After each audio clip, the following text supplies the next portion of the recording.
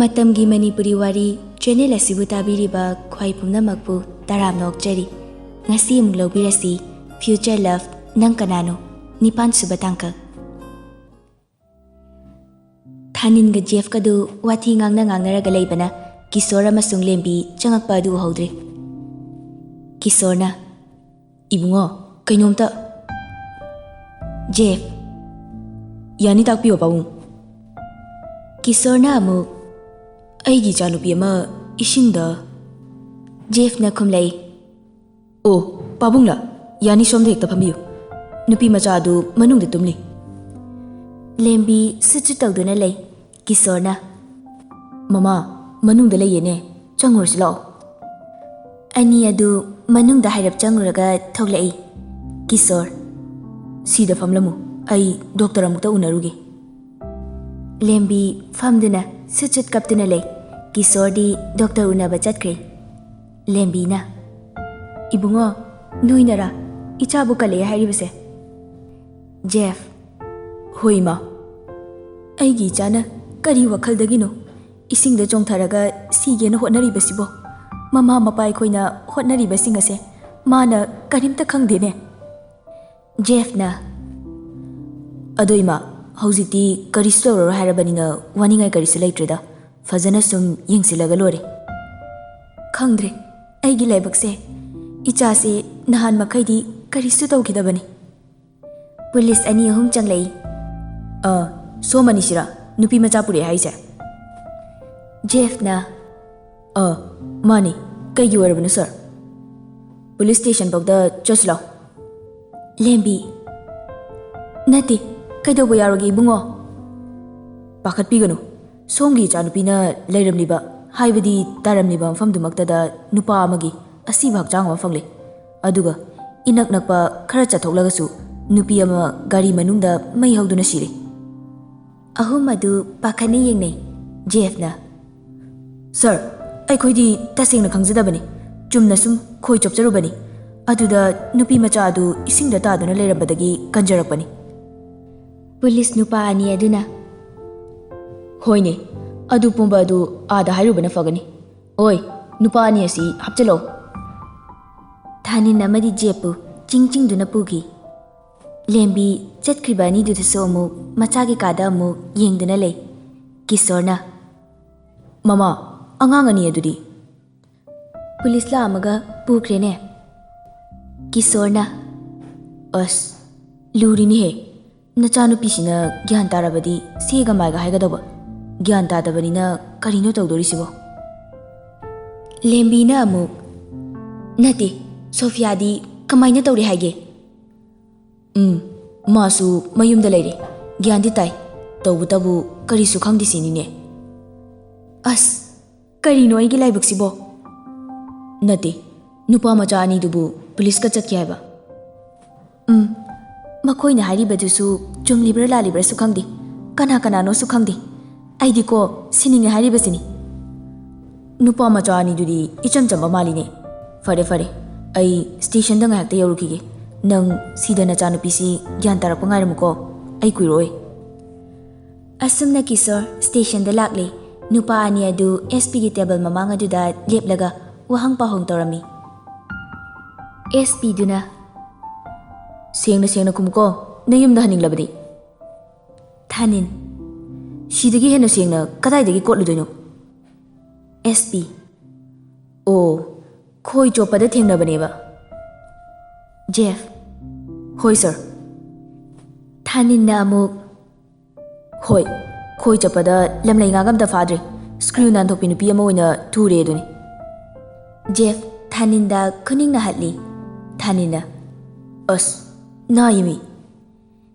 SP-ꯗꯨꯅ ꯑꯃꯨꯛ "ꯁ꯭ꯀ꯭ꯔꯤꯎ ꯅꯥꯟꯊꯣꯛꯑꯦ ꯍꯥꯏꯕꯗꯤ ꯅꯪꯗꯤ ꯀꯃꯥꯏꯅ ꯈꯪꯉꯤꯕ?" ꯊꯥꯅꯤꯟꯅ "ꯏꯁꯤꯡꯗꯒꯤ ꯂꯧꯈꯠꯄꯤꯔꯦ. ꯑꯗꯨꯒ ꯊꯥꯅꯤꯟ, ꯅꯪ ꯀꯅꯥꯅꯣ ꯁꯤꯅꯤ. ꯁꯤꯗꯕꯨ ꯁ꯭ꯀ꯭ꯔꯤꯎ ꯅꯥꯟꯊꯣꯛꯇꯦ ꯍꯥꯏ ꯌꯥꯕ꯭ꯔꯣ?" SP: "ꯑꯣ, ꯊꯥꯅꯤꯟ ꯍꯥꯏꯔꯤꯕꯁꯦ ꯅꯪꯒꯤ ꯃꯤꯡ?" "ꯑꯧ, ꯑꯩꯈꯣꯏ ꯄꯂꯦꯝꯅ ꯅꯨꯡꯁꯤꯅ ꯊꯣꯟꯕꯤꯕ." SP-ꯅ ꯑꯃꯨꯛꯀꯁꯨ "ꯉꯁꯤ ꯐꯥꯎꯗꯤ ꯂꯣꯛꯑꯞꯇ ꯂꯩꯔꯣꯅꯦꯀꯣ." ꯖꯦꯐꯅ "ꯑꯁ." ꯊꯥꯅꯤꯟꯅ Kaino harisibo mi su kan biraga lokap ta leirobo seran turan torokanuda imana wa thomani chak lamba su yadre SP dina ngangbiya nangbu chak lamba ga fawbro kaino ne chakhaw polisibu oi ani se manung da thajin kro machin maya yamna fadori ani du panglaw da lawi kanam ta na tabidi lokap manung da leibata tari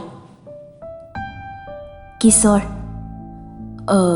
SP bu nupa mana Kanano ahal Kisor na SP gamta wari sanajage ising dagi lokhalakpi icha thoigi mapani o chango SP manak yobaga Kisor na ibungo SP duna amu yani fambiyo ibungo nupa macha ani sibu SP machin maya khara kali kitang khangan gi tawbani manung dagi ani adu Kisor tamna laksilai thanina nacha nupi ju kanbiba aduga lokap ta sunam sinbiba Jeff na as bhai to ba thanin noidi nacha aduga aw aw bada charuro aina lami sina khangunu Jeff na mu haidai Bhai, tu omi, nangi chinchiri ba. Nate, kai ira lege ba, macha do kan biru bagi dasara ba. Hoi ba, tumina lero ba. Kisor na.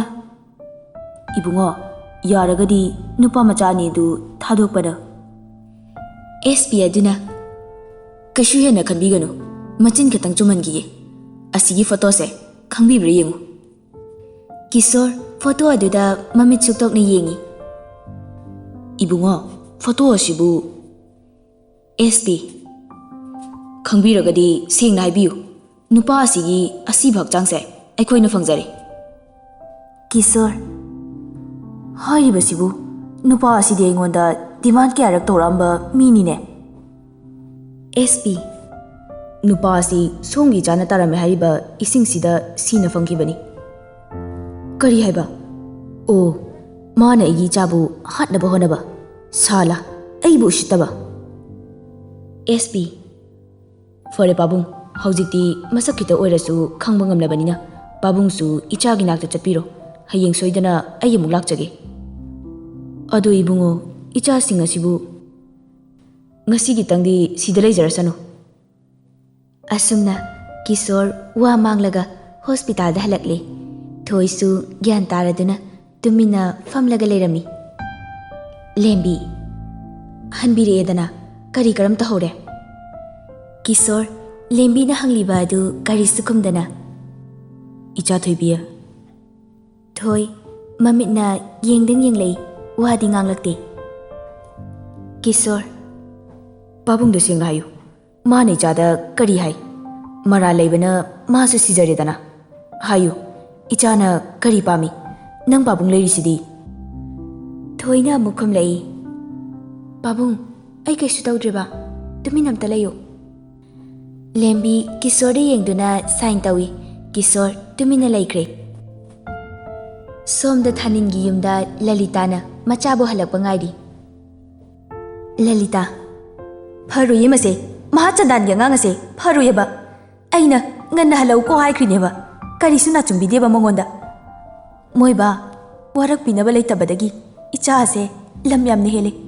aina haibasu lawde nangbu halo icha ase warak laro somda thanin lokap manungda kanagi porok son baloidi Jeff na lepu komta ngayak uibe yabre yungu thanin na mapa macha se chapek mane piram liba fejup se yengu ingkra kanchida ba Jeff na mu Laibakini khando nong fadokni thanin nong fadokse kari dagino magi machanupi screen antupido kallubagi natro khangni ngasidagi imangda mi sidora faba kalloi asuk fattaba mi singsibu Jeff nati aibu yumda phibam taramaroi mi thaninna nangdaro ima sonbi porok sonbido sonba leplam kiroi haujipo aina somda leiri mong sidi mana khangponte Jeff na sini ngamugi maraibak. Asumna mathangi numini Sophia su ngantana Thoi gi manakta lai. Thoi famlaga lei. Sophia na nati madine sane pura aikhoina thajaruraga mana lang thaklamba.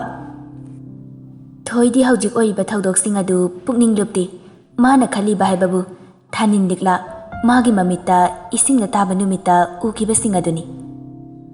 Sophia nati aikhoidi magi birthday yaw chale adudagidi magi ningba thungna bana thakna baduda kari kari no hapchalaba maline. Lembi nati noibu mi tinabada fazana yengaga tinau haiba natro. Thoina amu as tose ngaiko anido lokap tele hairo. Sophia na Kanano Thanin hoine.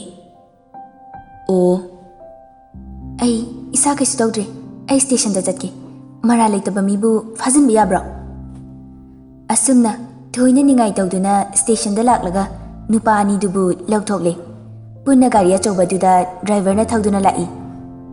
Thoi inawbadi kaida lehorage.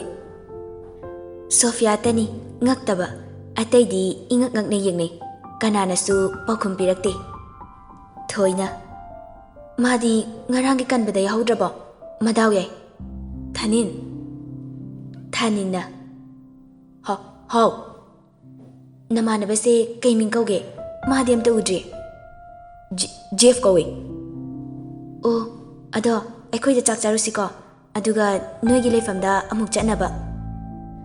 Asumna Thoi hoida chak charaduna Thanin khoi thinnaba amuk tholakle. Thanin ga Jeff kadi ngakpana loirabani adubu karisu khumdre.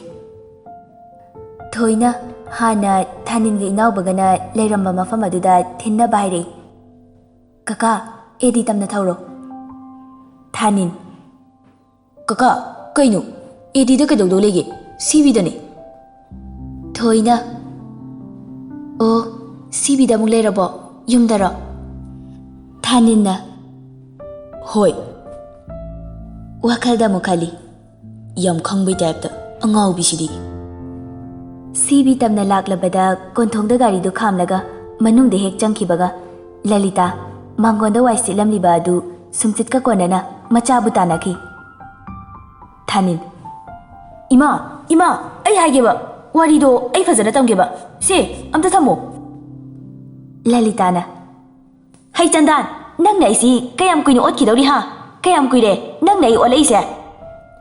Thanin os aina lateba screw kombi ima da singnamta hairula. Lalita haujikta mi ubaduda pairamliba sumchit adu matungda lotki. Thanin kapngang tawna mina wahai tawraga. Lalita kanano moidia. Thoina kumlei mama aigi ming Thoi magina Sophia ngarang dada singa sina aibu kanbirakpane. Lalita ngakna Thaninda yengi. Thoi makhatana wari pumba tami. Lalita machada yengduna natti nangbu imada hairamba kaidauge imadi kayada pakhatlure. Thanin kaidau pakhatpiruno isha wanabani adui saru nungaina leramba yadabro. Hayangauba pakhataba ngamdine. Jeff nangsu imana thiramlani hairap yauthorodana aduga sida muglau. Bema chaka chakisi imana nga hauna thoge. Thanin Jeff ta onsilaga angau bisidi ngau bijagi dorene pamukreda. Jeff na yare nangsu liuranu. Lalita nakhoi anidi adumaina sum leirage harira la odana. Jeff hoida hairap chapminaruro aduga pukridagi nga ma faraga lau thengabani ko. Anidu ina kauna tawraduna thoglei manungda nupi anidu nokhauri. Lalita Bema lao phiga hongadra imagidi phanek matani setpa hinagadra. Sophia na khumlei yani ima. Asum tawna nupi anidu phanek hongdoduna injang semduna laikre. Somda nupa ani adudi Jeff koida changlakpaga wari lirami. Thanin Yenguni macha Akhoi mana nga faru lawe Madugi sono chubi ani do pijanaba Saki Hai angau bani Nakhoi ani na soidana loina kiba leramgani Mine hekta haizilakpa ya ponte ne ko Jeff namu Kaidini ma amta loina driko Loina dana mina khangba ya bro Mama na biduna su khangli dudi Manungda soidana khangnaramgani Nakhoi ani na angau faidongna leibegini Chalu lao Aisu hangam kete heklu kige Asi hairaga Saki thawa sadana thoki Jeff na Haigumdana Nangna haidoktaba soidana orangani Mina asu khangna hairakto natiko Thanin Mina aisidi Nangna hena ai khangli natro Mina khangdi aise phagi tahali Jeff Ho nangna thokpa yacharo Mina di amta thazararo Thazadraga to Aina di ma khangdi aisibu phagi ro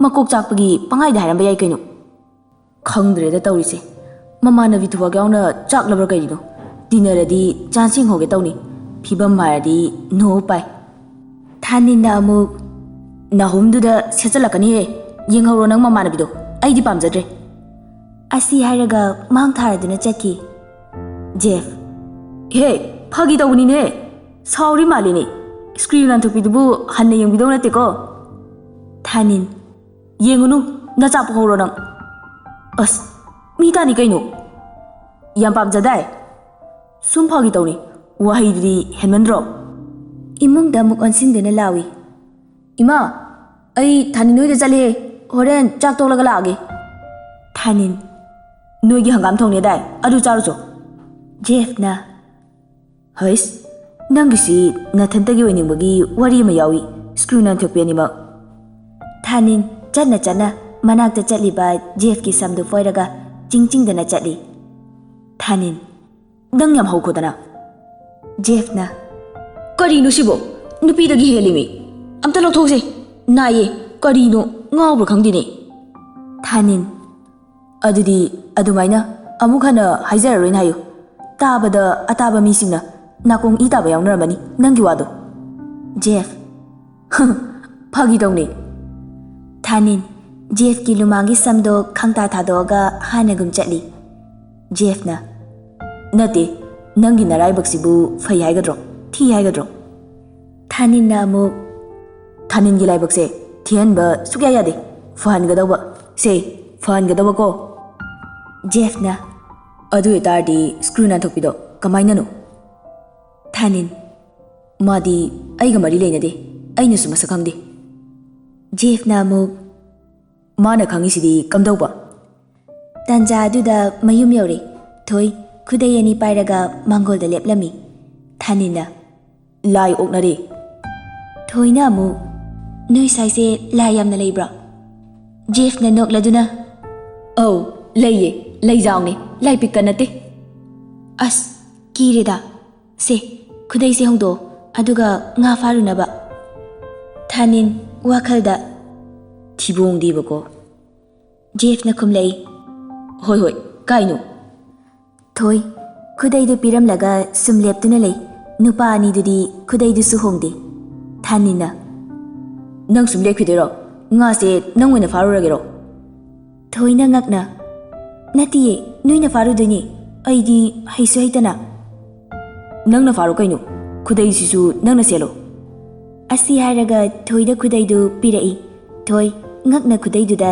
yengi Wadi ngangdi Jeff na Ay yunga lo chitle Nokpa khangbada Kaino lao pukri mapanda Thanin Thoi dagi khudai du fat laglaga Mamit paini yenglamlaga chatkri Thoi ngakpa su fawi Ikaiba su fawi Adubu nupa anigi mawong adudi khanglamdi Ani dugi nakta amu prap inare Thanin Jeff khudai hongdoke tauramba du Thoi lakpada chap lepi Thanin sauragnada Nang fauragero nga se khudai se nang wani seloragero Asi hairakpada Thoi gyan khanglaklai Mamai du laithoktuna marai chiktuna laikre Jeff di nokna khudai adu hongdoi Thanin su hongba loire Ani du ingkraba matam aduda pukrida tapna kumthaba hawi Thoi tapna mamai laithoraktuna Ani du na nga fanaba tawriba du yengi Nupa ani du su longopna uptana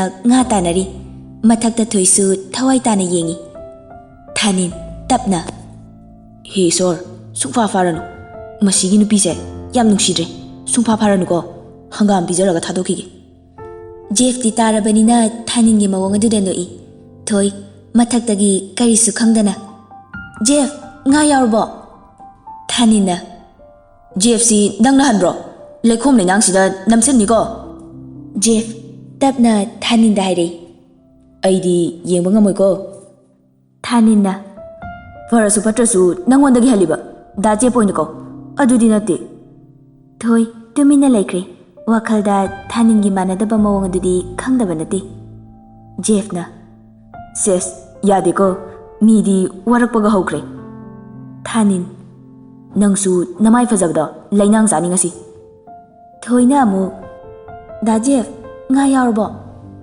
thanin na tapna mu haire haibuga yamna ilini kamaina ngauri jano Jeff na bai manungda chawbam yaure amta laktho law thanin na mu haire as mina hangam oina pijage tawraga yam likpiranu ko aidi nga chaning leiribani thanin na nangbudi thibong jaw ani du nga chawba ma fari thoina aya yam chawi thanin na mu sungnung nungsigireda pukri sida hek namsinba Jeff na inge he aidi karamage ani du mathakta kare Jeff thoi si se baltin da hapage si pusilamo akoi su irulu thoga amuk laage thoina hoi da Jeff thanin mayum daga amuk puraga chalamni ko sida puna chana bani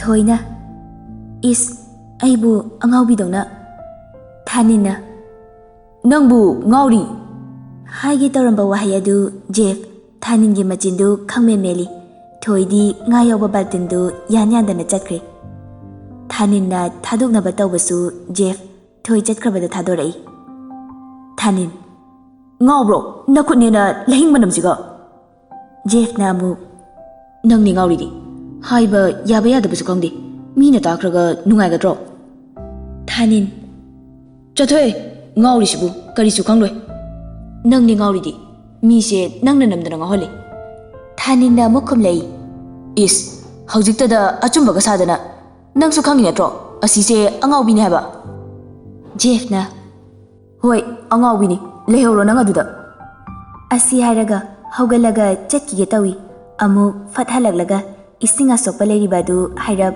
masa maudo jamthoi thanin chatchu chaningri chatkido malaga Jeff na nathoro ani adu irulu thokpa loiraga kare chaksu loiramdore Sophia ga Lalita gana anamba thongbani thoide heiti haiduna famlaga lei asumna chak isingsu pungkoi koina famlaga chai thoidi amuk thanindi yenglei thanindi miga mawalo banate mana lami badu fanaba hekta chakhomga chauna hukladuna chai Lalita icha Sophia na thongba nga se onthokna haukreda Sophia na amu mama na takpi bagine aidi hanasu amta thongde haisa haiti Jeff wakhalda adubudi ai goidinida takpi belawbagi good haisini Lalita na nate takpi bana khaji khatani haibana ayokre hautrani bungo gari driver duna amukum lei hawi che singna hawi thoina amu mama aisu takpiyo aisu haigeba Lalita ichana thongbasu nongma chaba tare dana dudia thanin chakhoma chawbadu saina hoi yararoi nga gamta lehudre thongega leiraga purak taba niyumdagi selsu yam paida Lalita haima kari wangang sangang no ne thanin yi wangang ni ma thanin gi injang sibu lehudrobo kitanga hapirakera Lalita ho lehodre kaidano charuro wangang sangang fajada bakhaidi icha nate thanin yenkhatlaga kaino hapo Lalita icha ani se pijanaba amata leitre noide hogalo khutkado hamdo uro thanin kaino ꯑꯩ ꯑꯣꯛꯇ꯭ꯔꯤ ꯑꯝꯇ ꯍꯥꯞꯄꯣ ꯑꯗꯨꯛ ꯆꯥꯎꯕ ꯉꯥꯗꯨꯕꯨ ꯆꯥꯕ ꯐꯥꯎꯗ꯭ꯔꯤ ꯂꯩꯇ꯭ꯔꯦꯅꯦ ꯂꯂꯤꯇꯥꯅ ꯑꯃꯨꯛ ꯏꯟꯖꯥꯡ ꯑꯍꯥꯎꯕ ꯆꯥꯛ ꯑꯍꯥꯎꯕ ꯑꯊꯣꯠꯄꯗꯨꯒꯅꯦ ꯌꯥꯝꯅ ꯆꯥꯕ ꯇꯝꯃꯨ 이마니 짜뽀이세 밍원다 왕앙상앙 ꯍꯩꯇꯅꯕ ꯃꯤꯅ ꯅꯨꯡꯁꯤꯗꯅꯕꯅꯤ ꯊꯥꯅꯤꯟꯅ ꯑꯩꯗ ꯍꯧꯒꯠꯆꯈ꯭ꯔꯒꯦ ꯍꯩꯃꯥ ꯑꯣ ꯑꯕꯣ ꯆꯠꯂꯣ ꯆꯠꯂꯣ ꯍꯧꯒꯠꯂꯣ ꯅꯈꯨꯠꯀꯗꯣ ꯁꯥꯄꯣꯟꯅ ꯍꯥꯝꯃꯨ ꯑꯃꯨꯛ ꯅꯃꯤꯠꯇ ꯄꯥꯏꯔꯨꯗꯅ ꯊꯨꯞꯅꯒꯅꯤ ꯊꯥꯅꯤꯟ ꯃꯃꯥꯅ ꯑꯗꯨꯝꯅ ꯍꯥꯏꯔꯛꯄ ꯑꯗꯨꯗ ꯁꯥꯎꯅꯤꯡꯅ ꯐꯨꯛ ꯍꯧꯒꯠꯀꯦ ꯇꯧꯏ ꯖꯦꯐꯅ ꯌꯥꯜꯂꯤ ꯑꯁ ꯀꯩꯅꯣ ꯚꯥꯏ ꯏꯃꯥꯅ ꯐꯥꯒꯤ ꯇꯧꯕꯁꯤꯗ ꯃꯤꯁꯨ ꯂꯥꯛꯏ ꯑꯗꯨꯃꯥꯏꯅ ꯇꯧꯅꯨꯁꯦ ꯊꯣꯏ ꯍꯧꯒꯠꯂꯒ ꯏꯟꯖꯥꯡ ꯂꯩꯍꯧꯔꯤꯕ ꯑꯗꯨ ꯇꯦꯡꯀꯣꯠ ꯑꯃꯗ ꯍꯥꯞꯂꯗꯨꯅ ꯊꯥꯅꯤꯟꯒꯤ ꯅꯥꯛꯇ ꯇꯞꯅ ꯊꯝꯃꯤ ꯊꯥꯅꯤꯟ ꯊꯣꯏꯗ ꯍꯥꯏꯔꯞ ꯌꯦꯡꯈꯠꯂꯝꯂꯒ ꯐꯝꯗꯔꯒ ꯍꯣꯏ ꯃꯥꯏ ꯍꯥꯏꯗꯕꯤ ꯆꯥꯈ꯭ꯔꯦ ꯊꯣꯏꯁꯨ ꯍꯥꯟꯅꯒꯤ ꯐꯝꯐꯝ ꯑꯗꯣꯝꯗ ꯂꯥꯛꯇꯨꯅ ꯆꯥꯔꯤ ꯂꯂꯤꯇꯥ ꯍꯩꯃꯥ ꯅꯪꯅ ꯍꯥꯞꯄꯨꯔꯕ꯭ꯔꯥ ꯐꯔꯦ ꯐꯔꯦ ꯅꯕꯨꯛ ꯊꯟꯅꯕ ꯆꯥꯔꯣ ꯖꯦꯐ ꯊꯣꯏꯗ ꯑꯃꯨꯛ ꯌꯦꯡꯉꯤ ꯊꯥꯅꯤꯟꯗ ꯑꯃꯨꯛ ꯌꯦꯡꯉꯤ ꯑꯗꯨꯒ ꯅꯣꯛꯅꯤꯡꯕ ꯐꯥꯖꯤꯜꯂꯒ ꯆꯥꯛꯇꯨ ꯆꯥꯅꯕ ꯍꯣꯠꯅꯔꯤ ꯑꯁꯨꯝꯅ ꯆꯥꯛ ꯏꯁꯤꯡ ꯆꯥꯕ ꯂꯣꯏꯔꯕꯗ ꯍꯩ ꯔꯥ ꯈꯔ ꯆꯥꯔꯦ ꯅꯨꯄꯤ ꯑꯅꯤꯗꯨꯗꯤ ꯆꯠꯅꯕ ꯊꯣꯛꯂꯛꯏ ꯒꯥꯔꯤ ꯗ꯭ꯔꯥꯏꯚꯔꯗꯨꯗꯤ ꯍꯥꯟꯅ ꯐꯝꯗꯨꯅ ꯒꯥꯔꯤ ꯃꯅꯨꯡꯗ ꯂꯩꯔꯝꯃꯤ ꯗ꯭ꯔꯥꯏꯚꯔ ꯑꯗꯨꯅ ꯏꯕꯦꯝꯃ ꯆꯠꯂꯁꯤ ꯍꯥꯏꯔꯥ ꯊꯣꯏꯅ ꯍꯣꯏ ꯀꯀꯥ ꯆꯠꯅꯕ ꯇꯧꯔꯁꯦ ꯅꯨꯄꯥ ꯑꯅꯤꯗꯨꯁꯨ ꯊꯤꯟꯗꯣꯛꯄ ꯌꯥꯎꯔꯛꯏ ꯅꯨꯄꯤ ꯑꯅꯤꯗꯨꯁꯨ ꯒꯥꯔꯤꯗ ꯀꯥꯈꯠꯈ꯭ꯔꯦ ꯒꯥꯔꯤ ꯗ꯭ꯔꯥꯏꯚꯔ ꯑꯗꯨꯅ ꯏꯇꯩꯃ ꯑꯩꯈꯣꯏ ꯑꯃꯨꯛ ꯌꯧꯖꯈ꯭ꯔꯒꯦ ꯂꯂꯤꯇꯥ ꯐꯅꯤ ꯐꯅꯤ 이베마 이마 ꯑꯃꯨꯛ ꯂꯩꯍꯧꯔꯒꯦꯀꯣ ꯑꯃꯨꯛ ꯍꯦꯛꯇ ꯂꯥꯛꯎ ꯏꯆꯥꯁꯤꯡꯁꯤꯗꯤ ꯁꯣꯐꯤꯌꯥꯅ ꯑꯣꯏꯅ ꯈꯨꯝꯂꯛꯏ ꯑꯧ ꯃꯃꯥ ꯊꯣꯏꯗꯤ ꯈꯔ ꯇꯣꯏꯔꯛꯇꯣꯏ ꯃꯥꯜꯂꯦ ꯊꯣꯏ ꯁꯣꯐꯤꯌꯥꯗ ꯈꯨꯖꯤꯟꯅ ꯁꯤꯛꯏ ꯂꯂꯤꯇꯥꯅ ꯍꯣꯏꯅꯦ ꯍꯣꯏꯅꯦ ꯅꯪꯁꯨ ꯇꯣꯏꯅ ꯂꯥꯛꯎꯀꯣ ꯁꯣꯐꯤꯌꯥꯅ ꯍꯣꯏ ꯃꯃꯥ ꯊꯣꯏꯅ ꯇꯣꯏꯔꯛꯑꯗꯤ ꯑꯩꯁꯨ ꯇꯣꯏꯔꯛꯀꯅꯤ ꯂꯂꯤꯇꯥ ꯍꯣꯏ ꯍꯣꯏ ꯆꯠꯂꯨꯔꯣ ꯆꯠꯂꯨꯔꯣ ꯒꯥꯔꯤꯒꯤ ꯅꯥꯀꯟꯗ ꯃꯌꯥꯝ ꯂꯩꯍꯧꯔꯒ ꯊꯥꯅꯤꯟ ꯀꯔꯤꯒꯤꯅꯣ ꯈꯪꯗꯦ ꯅꯥꯀꯟ ꯑꯃꯗ ꯂꯩꯈ꯭ꯔꯦ ꯃꯥꯗꯤ ꯁꯥꯟꯅꯔꯤꯕ ꯋꯥꯔꯤ ꯑꯗꯨ ꯇꯥꯅꯤꯡꯗ꯭ꯔꯕꯅꯤ ꯅꯥꯀꯟ ꯑꯃꯗ ꯃꯤ ꯂꯩꯔꯝꯕꯗꯨꯗ ꯒꯥꯔꯤ ꯃꯃꯥꯏ ꯂꯩꯊꯣꯔꯛꯄꯗ ꯊꯣꯏꯅ ꯊꯥꯅꯤꯟꯕꯨ ꯎꯔꯨꯔꯦ ꯊꯣꯏ ꯅꯥꯀꯟꯗ ꯂꯂꯤꯇꯥ ꯍꯣꯏ ꯂꯩꯕꯗꯨ ꯍꯥꯏꯔꯞ ꯌꯦꯡꯂꯒ ꯑꯣꯏ ꯗꯥ ꯊꯥꯅꯤꯟ ꯊꯥꯅꯤꯟ ꯈꯖꯤꯛꯇꯪ ꯉꯛꯅ ꯍꯥꯎ ꯑꯩꯕꯨꯔꯣ ꯈꯤꯇꯪ ꯆꯪꯁꯤꯜꯂꯛꯑꯣ ꯊꯥꯅꯤꯟ ꯈꯔ ꯆꯪꯁꯤꯜꯂꯤ ꯀꯩꯅꯣ ꯊꯣꯏ ꯃꯤꯔꯛ ꯅꯥꯔꯛ ꯌꯦꯡꯂꯒ ꯊꯥꯅꯤꯟꯒꯤ ꯃꯅꯥꯗꯣ ꯄꯥꯏꯔꯒ ꯑꯩ ꯈꯪꯗꯕ ꯁꯥꯕ ꯅꯠꯇ꯭ꯔꯣ ꯍꯣꯔꯦꯟ ꯐꯣꯟ ꯑꯝꯇ ꯇꯧꯔꯛꯀꯅꯨ ꯑꯁꯤ ꯍꯥꯏꯔꯒ ꯀꯟꯅ ꯂꯩꯊꯠꯂꯤ ꯊꯥꯅꯤꯟ ꯑꯌꯣ ꯑꯩ ꯁꯤꯕ ꯇꯥꯔꯦ ꯒꯥꯔꯤ ꯑꯗꯨ ꯊꯧꯈꯤꯕꯅ ꯊꯣꯏ ꯊꯥꯅꯤꯟꯒꯤ ꯃꯅꯥ ꯑꯗꯨ ꯊꯥꯗꯣꯛꯂꯝꯂꯦ ꯒꯥꯔꯤ ꯊꯧꯈ꯭ꯔꯕꯗ ꯊꯥꯅꯤꯟ ꯃꯅꯥ ꯑꯗꯨ ꯃꯈꯨꯠꯅ ꯄꯥꯏꯔꯗꯨꯅ ꯂꯩꯍꯧꯏ ꯂꯂꯤꯇꯥ ꯀꯔꯤꯅꯣ ꯃꯁꯤꯅ ꯇꯧꯔꯤꯁꯤꯅ ꯖꯦꯐꯅ ꯏꯃꯥ ꯆꯪꯉꯝꯃꯣ ꯑꯩꯈꯣꯏꯁꯨ ꯆꯪꯉꯒꯦ ꯂꯂꯤꯇꯥ ꯆꯪꯈ꯭ꯔꯦ ꯖꯦꯐꯇꯤ ꯅꯣꯛꯈꯤ ꯅꯣꯛꯈꯤ ꯊꯥꯅꯤꯟꯒꯤ ꯅꯥꯛꯇ ꯂꯦꯞꯂꯤ ꯅꯨꯡꯁꯤ ꯈꯨꯗꯣꯜꯂꯥ ꯊꯥꯅꯤꯟꯅ ꯅꯣꯏ ꯅꯄꯥ ꯖꯦꯐꯅ ꯑꯃꯨꯛ ꯑꯩꯈꯣꯏ ꯄꯥꯕꯗꯤ ꯅꯣꯏ ꯄꯥꯕꯒ ꯌꯨ ꯊꯛꯏꯌꯦ ꯑꯥ ꯃꯊꯛꯇ ꯊꯥꯅꯤꯟꯁꯨ ꯅꯣꯛꯂꯛꯏ ꯑꯁ ꯃꯁꯤ ꯅꯨꯄꯤꯁꯤꯗꯤ ꯇꯁꯦꯡꯅ ꯉꯥꯎꯏꯀꯣ ꯆꯨꯝꯅ ꯉꯥꯎꯕꯒ ꯅꯠꯇꯦ ꯃꯁꯤꯗꯤ ꯀꯩꯅꯣꯝꯅꯤ ꯖꯦꯐꯅ ꯉꯥꯡꯈꯨꯗꯅ ꯅꯪꯁꯨ ꯉꯥꯡꯅꯤꯡꯉꯦ ꯍꯥꯏꯗꯅ ꯅꯆꯤꯟꯗꯣ ꯄꯉꯥꯡꯗ ꯉꯥꯡꯉꯨ ꯃꯤꯅ ꯑꯉꯝꯕ ꯆꯥꯡꯗ ꯂꯥꯛꯊꯨꯔꯝꯃꯦꯗꯅ ꯊꯥꯅꯤꯟ ꯃꯥꯗꯤ ꯃꯇꯨꯡꯗ ꯊꯦꯡꯅꯍꯟꯕ ꯌꯥꯗꯦꯀꯣ ꯖꯦꯐꯅ ꯑꯃꯨꯛ ꯌꯨꯝꯁꯨ ꯈꯪꯈ꯭ꯔꯦ ꯌꯨꯝꯗ ꯂꯩꯇ ꯇꯥꯕꯅꯤꯅꯦ ꯑꯗꯨꯗꯤ ꯂꯩꯕ ꯂꯩꯇꯕ꯭ꯔꯥ ꯑꯃ ꯇꯧꯔꯅꯤ ꯄꯨꯔꯥ ꯑꯉꯥꯎꯕꯤꯅꯤ ꯀꯩꯅꯣꯝꯃ ꯇꯧꯋꯤꯃꯤ ꯁꯣꯝꯗ ꯅꯨꯄꯤ ꯑꯅꯤꯗꯨꯁꯨ ꯅꯣꯛꯂꯤ ꯁꯣꯐꯤꯌꯥꯅ ꯅꯠꯇꯦ ꯊꯥꯅꯤꯟꯁꯦ ꯀꯩꯅꯣꯝꯃ ꯇꯧꯔꯝꯃꯦ ꯍꯥꯏꯕ ꯍꯥꯟꯅ ꯃꯥꯅ ꯇꯧꯔꯤꯗꯨꯒ ꯊꯣꯏꯅ ꯑꯃꯨꯛ ꯑꯗꯨꯅꯦ ꯍꯥꯏꯁꯦ ꯍꯦꯛ ꯁꯥꯎꯅꯤꯡꯂꯛꯄ ꯒꯥꯔꯤ ꯗ꯭ꯔꯥꯏꯚꯔ ꯑꯗꯨꯅ ꯂꯥꯁꯇ ꯇ꯭ꯋꯤꯟꯁ ꯑꯣꯏꯔꯝꯒꯅꯤꯀꯣ ꯏꯕꯦꯝꯃ ꯇꯁꯦꯡꯅ ꯅꯪꯕꯨ ꯈꯪꯗꯕ ꯑꯣꯏꯔꯝꯃꯗꯤ ꯆꯣꯞꯅꯒꯅꯤꯀꯣ ꯊꯣꯏ ꯑꯁ ꯀꯀꯥ ꯑꯣꯏꯕ ꯌꯥꯄꯣꯟꯇꯦꯗ ꯐꯤल्मꯗ ꯀꯩꯗ ꯄꯪꯌꯥ ꯌꯥꯕꯩ ꯋꯥꯅꯤ ꯑꯁꯦꯡꯕꯗꯗꯤ ꯑꯣꯏꯕ ꯌꯥꯔꯣꯏꯕ ꯁꯣꯐꯤꯌꯥ ꯍꯧꯖꯤꯛꯇꯤ ꯅꯪꯒꯤ ꯈꯨꯠꯇ ꯂꯩꯔꯦꯅꯦ ꯊꯣꯏꯁꯨ ꯑꯃꯨꯛ ꯈꯨꯝꯂꯛꯏ ꯉꯝꯕ ꯉꯝꯗꯕ ꯍꯥꯏꯗꯨꯗꯤ ꯂꯥꯏꯕꯛꯀꯤꯅꯤ ꯁꯣꯐꯤꯌꯥ ꯌꯦꯡꯉꯒꯦ ꯅꯨꯄꯤ ꯊꯧꯅꯥ ꯐꯨꯗꯣꯛꯂꯣ ꯅꯄꯥꯟ ꯐꯔꯤꯉꯩꯗ ꯊꯣꯏꯁꯨ ꯑꯃꯨꯛ ꯑꯩꯒ ꯈꯪꯁꯟꯅꯗꯕ ꯁꯥꯗꯅ ꯃꯥꯅ ꯅꯨꯡꯉꯥꯏꯅꯤꯕ ꯁꯤꯗꯒꯤꯗꯤ ꯃꯌꯨꯝꯁꯨ ꯈꯪꯉꯦ ꯅꯨꯃꯤꯠ ꯈꯨꯗꯤꯡꯒꯤ ꯆꯠꯀꯦꯕ ꯈꯪꯅꯤꯗꯅ ꯃꯥ